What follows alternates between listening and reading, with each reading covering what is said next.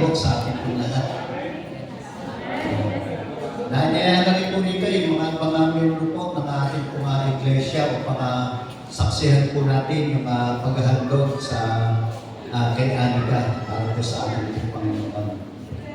Una po tayo rito at tayo po ay magsisimulan po sa ating po paghahandog sa ating kapatid na si Anika.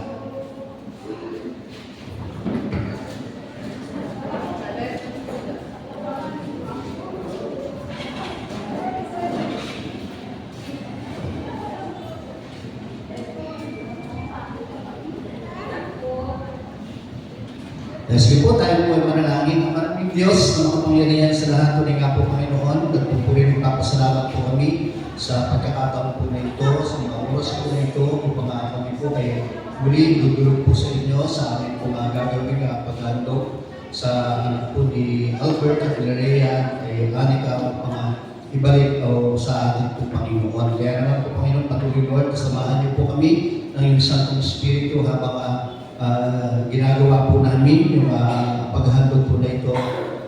At ikaw po siya patuloy na pumagin na po Panginoon sa aming pong kalagitnaan. Salamat po Panginoon at patuloy na buksan niyo po ang aming pong mga puso, isipan po Panginoon ang bawat isang narito po Panginoon mula sa magulang ni Anika, kay Rhea at kay Albert, maging sa mga ninang at ninang at maging sa aming pong mga kongregasyon po Panginoon na sasaksi po Panginoon sa paggawain po ito. Samahan niyo po kami at ikaw po isang patuloy na maitas po namin sa aming po kalagitnaan. Ito po aming dalangin sa pangalan ni Jesus.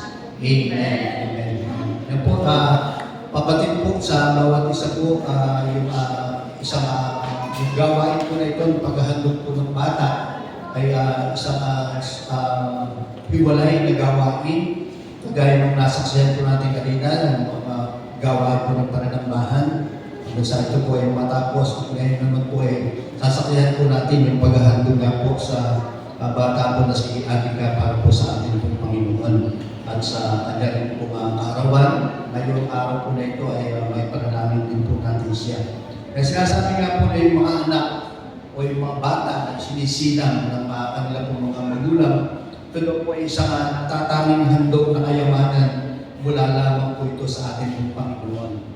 Amen po ba ron? Naniniwala po ba ron, Albert, Rhea, na ang inyong anak ay mula sa ating Panginoon? Amen po ba? Ang pagkakaroon daw po ng bagong anak, o ng sanggol sa pamilya, ito daw po ay nagdudulot ng lubos na kagalaan, hindi lamang una-una sa mag-asawa, kung sa nanay at sa tatay. Diba na nung malamang na yan po ay pinagbubuntis pa lang, alam ko na talagang ando na po yung kagalakan na mula sa ating pong Panginoon. Ito po yung nararamdaman ng mag-asawa ni Albert at ni Rhea. Yan hindi lamang daw po sa mag-asawa, kundi sa buong pamilya. Lalo tigit yung mga malalapit na kaanak, di ba? At lalo tigit na mas natutuwa po doon yung mga lolo at lola. Yan, dalas ko na rin po, yan, meron na rin po kami limang apo. Yan, sabi nga ay, mga apo namin ay ilang taon na namin hindi nakasama. Kaya ganap din po na isa pagkakataon po na ito, yan, muli ay nakasama po namin siya pagkamat medyo malalaki na. Kaya nga po sabi nga ay, yung pagkakaroon niya po ng sanggol sa isang pamilya, ito po ay talagang nagdudulot po ng kagalakan, hindi lamang sa mag-asawa, kundi sa buong pamilya. Yan. At bago pa daw po ipanganak yung sanggol o yung bata na sa kanya pong sinapupunan, na dinadala niya po, dadalhin niya po ito na siyang na buwan. Yan.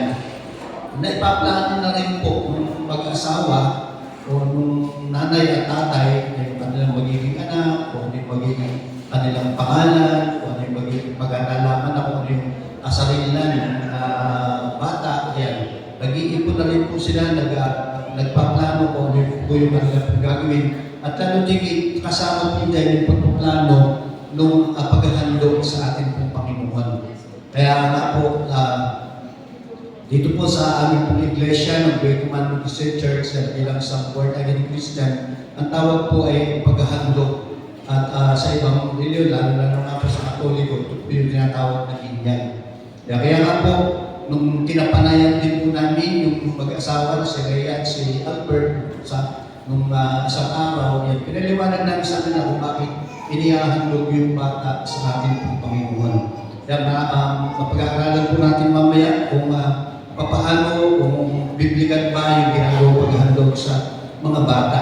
Kaya nga po, sa pagkakataon po na ito ay nais kong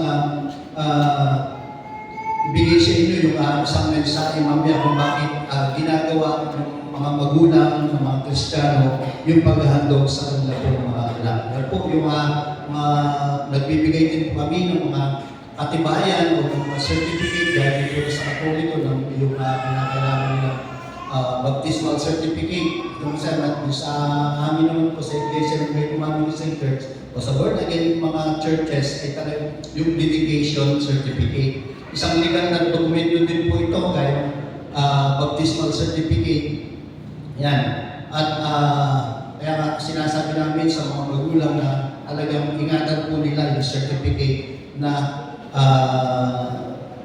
makukuha nila o naibibigay po namin galing sa simbahan na permado ng may perma ng mga ninong at ninang, may perma kung sino po yung nag-officiate ng dedication. Kaya nga po, isang mahalagang papeles po ito na darating yung panahon na kailanganin po ng bata, ng kanilang pong anak ni Albert at ni Rhea. Kaya nga po, sa ating pagpapatuloy ng gawain po na ito,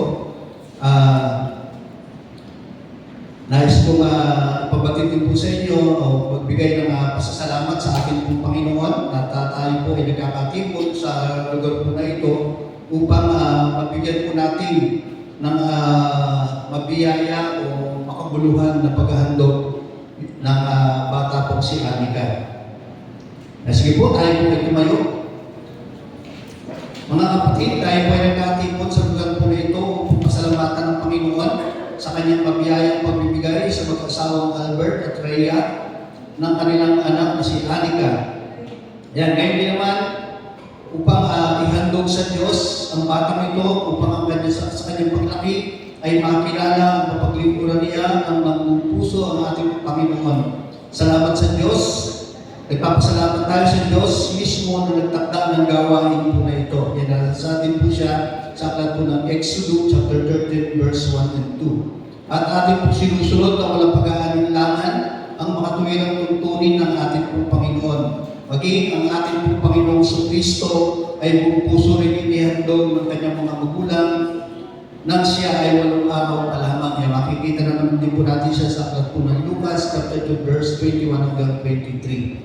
Kaya sabi nga yung gawain po na ito po ay isang sagradong bagay na dapat po nating matutunan. Salamat po Panginoon sa patuloy na pagbibigay niyo po sa amin ng mensahe po na ito na aming po tatalakayin upang sa pagbibigay po ng paggagawa po namin, paghahandog sa batang si Anika. Salamat po Panginoon at patuloy Lord na samahan niyo po yung bawat isa po sa amin. In Jesus' name, Amen.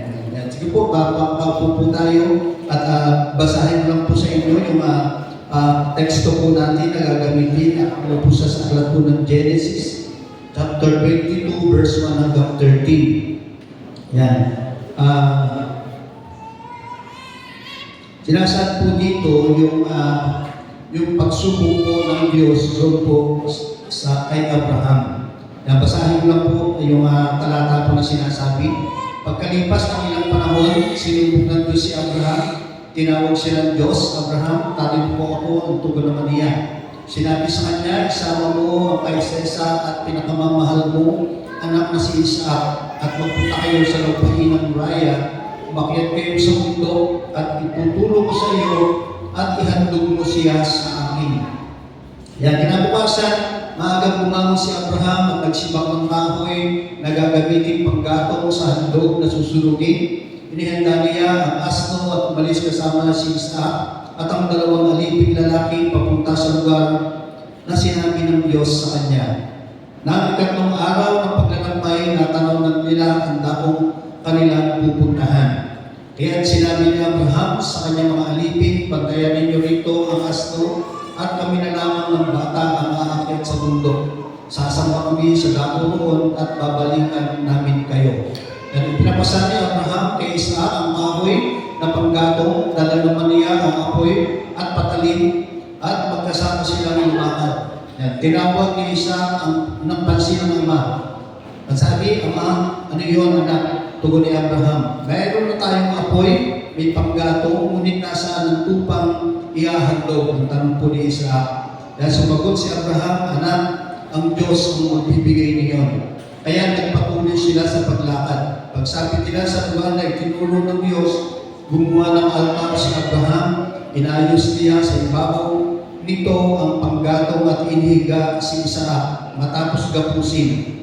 Nang sasaksakin na niya ang bata, tinawag siya ng anghel ni Yahweh at mula sa langit ay sinabi, Abraham, Abraham. Narito po ako, sagot ni Abraham.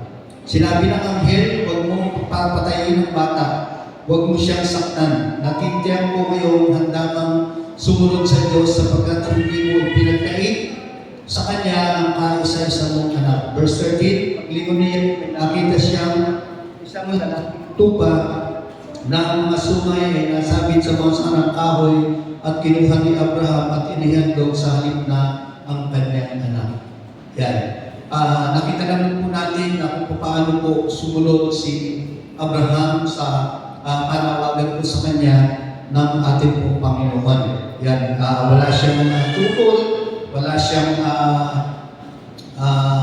pagpipigil sa kanyang sarili na hindi siya nagtanong, nagkusisa na kung nasaan yung kanila pong ihahandog. Dahil si Isaac, kaya sinabi niya, di po ba na nasaan, na kompleto na sila, meron na silang panggato, meron na silang pang-apoy na gagamitin, ay nasaan yung kanila pong ihahandog. Dahil sa panahon nga po, kasi noon, nung lumang tipan, ay naghahandog po sila ng mga hayop na susunugin. At ito po ay yun, sabi nga hanggang sa nakita ni Abraham na mayroong isang tupa na yung sumay nakasabit doon sa mga sanga ng kahoy. At sabi nga, kaya yung lugar po na yun ay tinawag natin po na ang Diyos ang siyang nagkakaloob ng lugar po na yun. Kaya nga po, sa lahat naman din po talaga ng mga ating po mga pangangailangan, mga agam-agam po natin sa buhay, di po ba talagang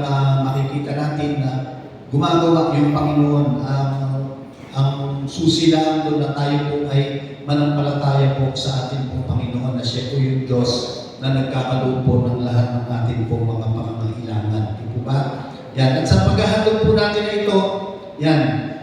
Sabi nga ay meron po tayong apat na bagay na dapat po natin matutunan upang doon nga po sa paghahandog po natin ng bata. Ano po ba yung ibig sabihin ng paghahandog? Yan, sabi nga, ang unang puntos po dito, ang paghahandog ng ating po mga anak o ng bata sa ating po Panginoong Diyos. Ito po ay isang pagkumpirma o yung confirmation na yung pag-ibig ng Diyos po sa atin. Alam po ba natin na mahal po tayo ng ating po Panginoon? Amen, di po ba? Sabi nga ay, yan po yan, na isang pagkumpirma po yan na yung ang pag-ibig po ng Diyos sa bawat isa po sa atin. Kaya nga po sinasabi po na sa atin na yung paghahandog ng mga bata sa Panginoon, ito po ay isang simple lamang na gawain. O masasabi po natin bilang mga magulang ng bata, yan na mas mahal po natin ang Diyos kaysa yung pagmamahal po natin doon sa bata. Dahil inaalala po natin, inyo Albert and Rhea na bilang mga mananampalataya, inaalala po natin na mas mahal kayo o mas mahal natin ng Diyos kaysa doon sa bata na ibinigay po sa inyo. Yan. At makikita po natin yan kung bakit ganun po ang nangyayari. Doon po yung mismo na napatunayan nga po ni Abraham sa kanyang pagpayag na isama niya nga po yung kanyang kahit isang anak upang ipakita nga daw po niya yung kanyang pagmamahal at takot sa ating pong Panginoong Diyos. Di ba? Kaya sinabihan siya na pumunta kayo doon sa bundok ng Moriah, kasama mo ang iyong anak na si Isaac. Pero lang ibinigay sa kanya, di ba? Na hindi naman sinabing ihandog mo o sunugin mo siya at ihandog mo sa akin. Na dahil mahal ni Abraham ang Diyos, higit pa sa kanya po tayo sa isang anak, di po ba? Yan, siya po ay tumalima, siya po ay sumunod sa ating pong Panginoon.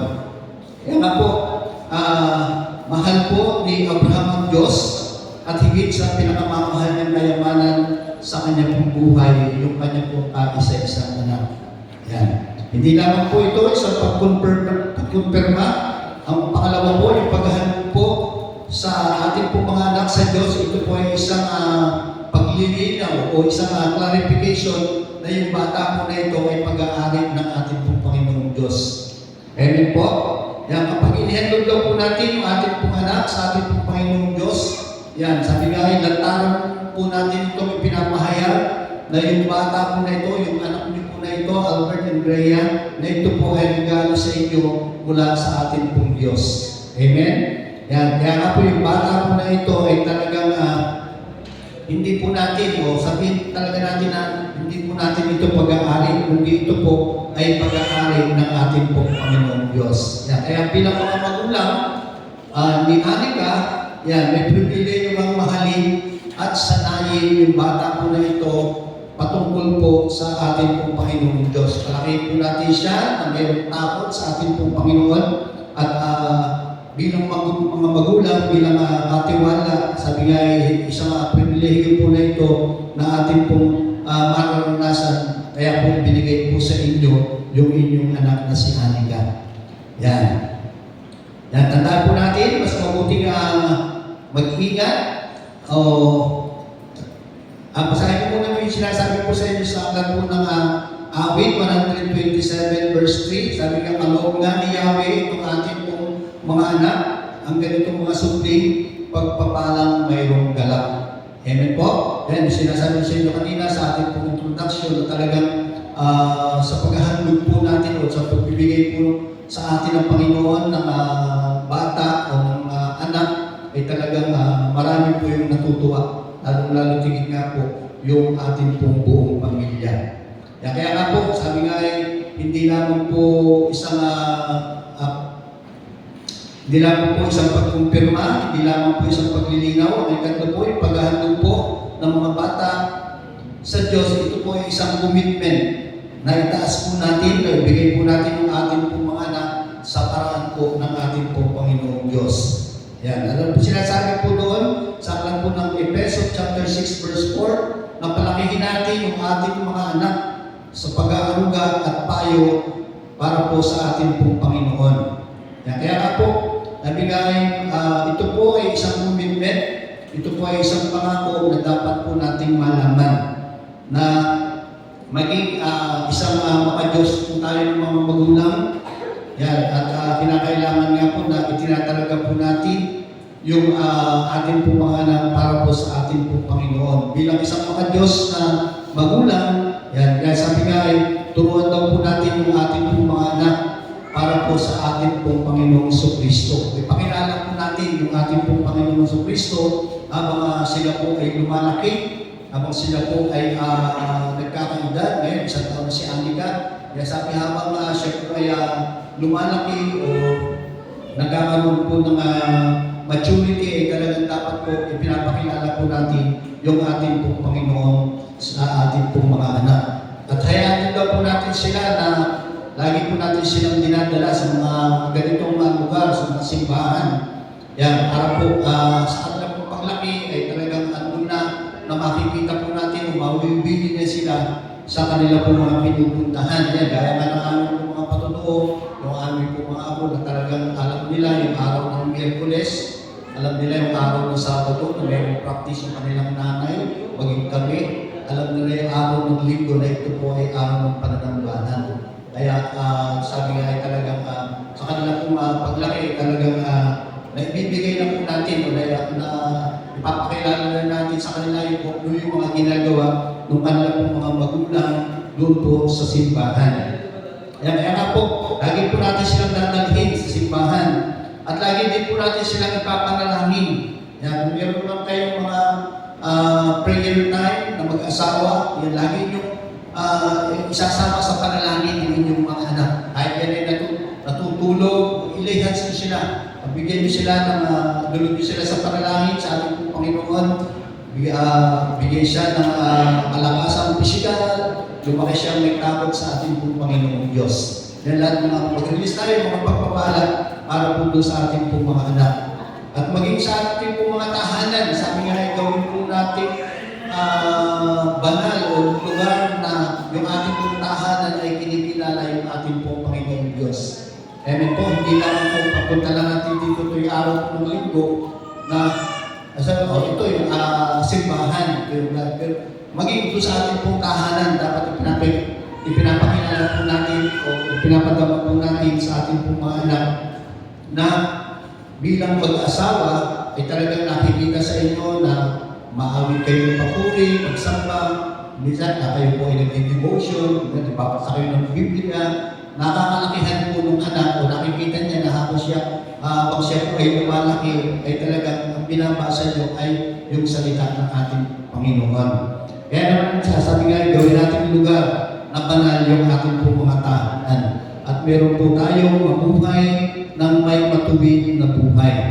Yan po, na dapat makalakihan o makagisnan ng inyong po mga anak. At sinasabi po doon sa aklat po ng Josue, chapter 24, verse 14 hanggang 15, ngayon dahil matakot kayo sa Panginoon at paglingkuran niyo siya sa katapatan at katotohanan at inyong ilayo ang mga Diyos na pinaglilingkuran ng inyong mga magulang at paglingkuran ninyo ang Panginoon. At kung masama sa inyo maglingkod sa Panginoon, pumili ka sa araw na ito kung sino ang inyong paglilingkuran. Ito sabi, ngunit patungkol sa akin at sa aking sambayanan, kami ay maglilingkod sa Panginoon. Yan.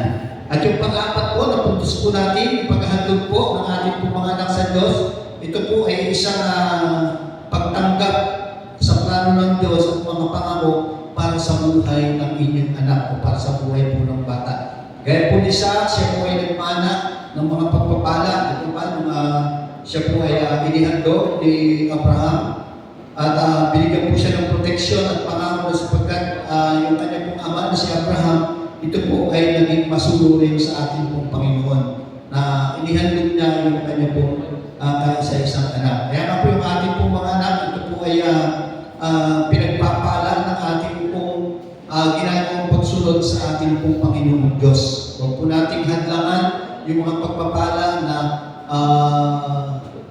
ibibigay ng Diyos para sa buhay ng inyong pong mga anak. Hindi sabi, sa bawat buhay o sa bawat inyong buhay bilang mag-asawa ay talagang makita po ng anak ninyo habang siya nga po ay lumalaki na kayo po ay sumusunod sa ating Panginoong Diyos. Kaya nga po sabi nga, habang sinusunod mo ang Diyos sa inyong buhay at habang ibinabalik mo o inihandog mo yung bata sa ating Panginoong Diyos, asahan mo na yung bata daw po na yan, yung anak po na yan ay tatanggapin niya yung pinakamaganda para po sa kanyang buhay. Di po ba? Na talagang meron pong ilalaan ng mga pagpapala yung ating pong Panginoong Diyos para po sa buhay ng ating pong mga anak. At sinasabi po doon sa Kawikaan 22 verse 6, sanayin ang mga bata sa daan na tapat niyang lakaran at kapag siya ay matanda na, hindi siya aalis doon. Diba? Sabi nga ay kung nakasanayan niya na siya po ay palagi nagpupunta sa simbahan o kung siya kung nakasanayan niya na siya po ay nagbabasa o nananalangin, kaya talagang hindi na po niya may iwasan yung mga bagay po na yun. Dahil talagang sabi nga ay gawain niya na yun, ugali niya na yun na dapat niya po itong gawin. Kaya nga po, sabi nga ay, kaya ito po yung ibig sabihin ng ginagawa po natin paghahandog ng ating pong mga anak sa ating pong Panginoong Diyos. Diba? Ito po ay isang pagkumpirma, ito po ay isang paglilinaw, ito po ay isang commitment po natin sa ating pong Panginoon, at ito po ay isang pagtanggap po natin ng pinakamahusay na plano ng ating pong Panginoong Diyos para po sa ating pong mga anak. Amen po? Yan po yung mensahe po ng Panginoon sa ating pong paghahandog ng bata o ng ating pong mga anak. Yan. Kaya ano po, sa mga oras po na ito, tinatawagan ko po yung mga magulang, si Rhea at si Albert, dito po sa harapan. Kasama po ng kanila pong anak. Yan. Meron pong atas ang ating pong Panginoon para po sa inyo, Albert and Rhea. Yan. Sabi na ibibigay ko sa inyo yung atas para po sa inyong mga magulang bilang magulang ng bata na si Aniga. Yan. Sabi nga, ang mga bata ay isang handog at kayamanan mula sa ating pong Panginoon. Sa mga tuwid, siya po ay mag-aari ng ating pong Panginoon Diyos. Amen po ba? Yan, gaya ng ating pong mensahe kanina. At tayo mga magulang ay naatasan lamang upang siya po ay arugain, mahalin, palakihin, at hubugin sila ayon sa kanyang dakilang kalooban bilang mga magulang. Napakahalaga po na lubusan po natin maunawaan at may sa katuparan ang mga obligasyon na nakaatang sa ating pong mga balikat. Kaya naman, Albert and Rhea, yan kayo ba ay nangangako sa harap ng Diyos at sa harap ng kapulungan po na ito, kasama po ng mga ninong at ninang. Yan. Nagagawin ninyo sa tulong ng may kapal at lahat ng inyong mga kaya upang palakihin ang batang si Aniga. Amen. Yan. Kayo ba ay nangangako magsisikap upang makapagtatag ng isang Kristiyanong tahanan na puno ng pag-ibig, kapayapaan at kasaganaan? Sagot? Tipid na tipid yung sagot. Parinig nyo sa ating pong kongregasyon at sa ating mga ninong at ninan. At ito pa po, isa. Kayo ba ay nangangako magpapakita ng magandang halimbawa para kay Aniga sa isip, sa salita at sa gawa? Amen.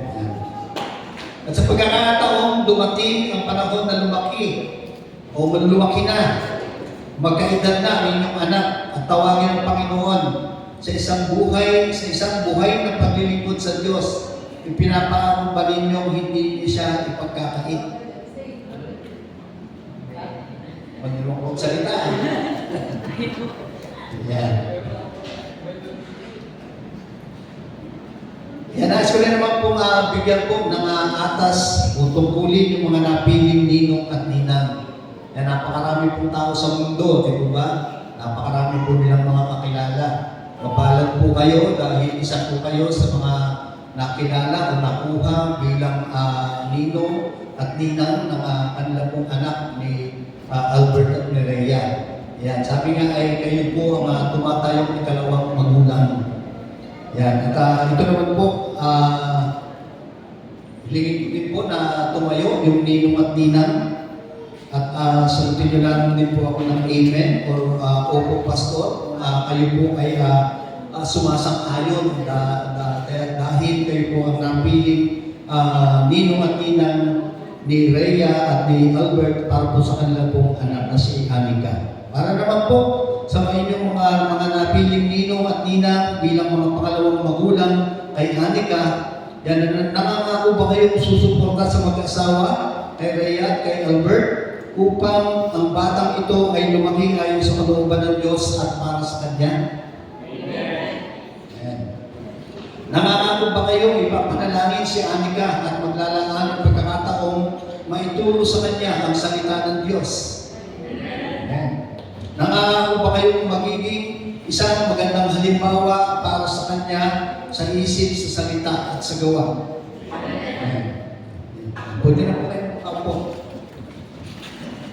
Yan po sa ating pong congregation o sa ating pong kapulungan na narinig po sa mga oras po na ito. Dahil sa bawat isa po na narito ngayon, kayo pa ay nangangakong tutulong sa mag-asawa, si Rhea at si Albert, upang ang kanilang pong anak na si Aniga ay lumaki ayon sa dakilang kalooban ng Diyos para sa Kanya. Kongregasyon? Amen po. Nangangako ba kayo na inyong ipapanalangin si Aniga upang siya po ay o magkaroon ng personal na relasyon sa ating pong Panginoong Jesucristo at upang siya po ay lumaki na mayroong pagnanais na maglingkod sa ating pong Panginoon. Amen. Po, yan. Sa sandali po na ito na tayo po ay darako na po sa paghahandog po sa bata po na si Aniga. Nihiling ko po na tumayo po yung ninong at ninang. Dito po, sa amin po, dito. Yan, tayo po ay mananalangin. Ready po. Extend po natin yung ating po mga kamay para po sa buhay po, buhay po ng bata po na si Anika. Tayo po ay manalangin. Ang maraming Diyos na nasa langit, kayo po ang Diyos na nagtatag ng pamilya ayon sa inyong kadakilaan, sa inyong plano. Kami po ay nagudulog sa inyong harapan ngayon tulad ng dulog ni Jose at Maria sa kanilang italaga ang Panginoong Kristo. Bilang pagsunod sa inyong kalooban, nililing po namin sa inyo na pagpalain po ang bata na ito na si Anika. Pagpalain mo rin yung kanya pong mga magulang, yung kanya pong pamilya, at bigyan niyo po sila ng sapat na karunungan at kaunawaan upang mabigyan nila ng magandang buhay si Anika. At higit sa lahat, Panginoon, inihiling po namin na sa inyo po, na hayaan niyo po na lumaki ang batang ito na may banal na takot at pag-ibig sa iyo. Ito po ang aming dalangin sa pangalan ng aming Panginoong Jesus. Amen.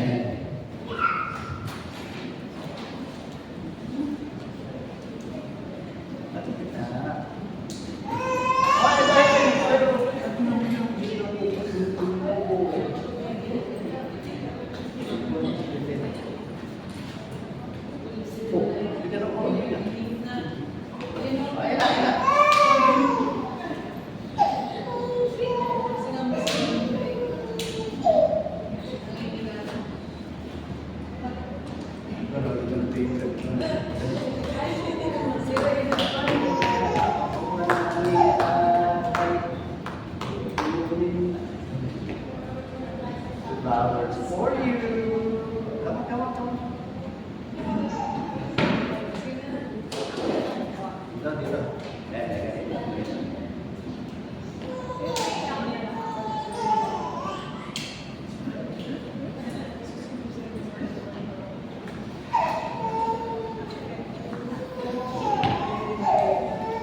Anika. Nandito kami.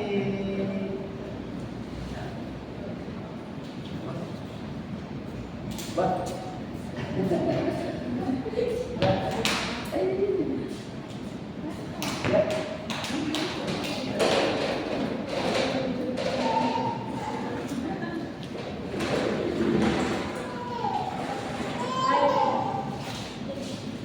ayaw ko lang sinanay mo buhatin. Dalawa yung buhat.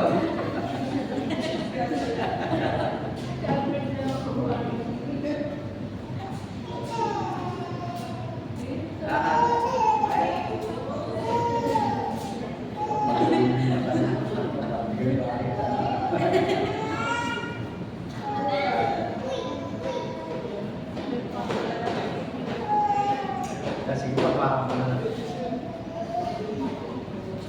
Anika, bilang ministro ng ating Panginoon, diyahan mo kita sa Diyos na ating manlilikha, tagapagligtas, pinagmumulan ng buhay, tagapag-alaga, manggagamot, Panginoon at manlulubos at lahat ng pangalan, sa lahat ng pangalan, pangalan ng Ama, ng Anak, at ng Espiritu Santo.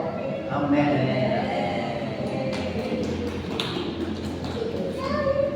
Alangin po natin, magiging magpina. Patay, kay pasap-asap po natin. Sino mga magpatigil?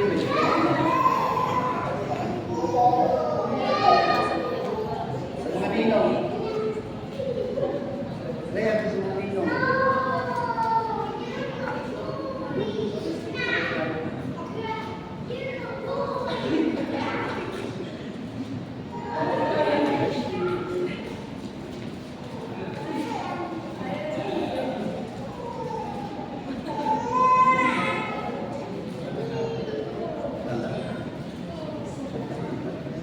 Balikan na rin tayo. Alam na pataas. Kasi po, tayo po ay manalangin. Nagkabis po natin yung protection na gagawin sa ating Panginoon. Pagpalain ka nawa at ingatan ng ating Panginoon. Kahabagan ka nawa at sumaybayan ang ating Panginoong Diyos na ingapin, bigyan ka ng kapayapaan sa iyong buhay. Salamat po. Ito po ang ating dalangin sa pangalan ni Jesus. Amen.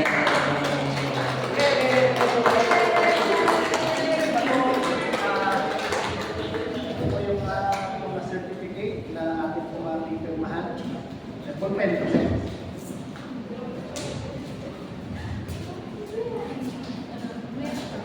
Wala. Ito na. Makipirma na po ang mga tinang Ninong, Ryan.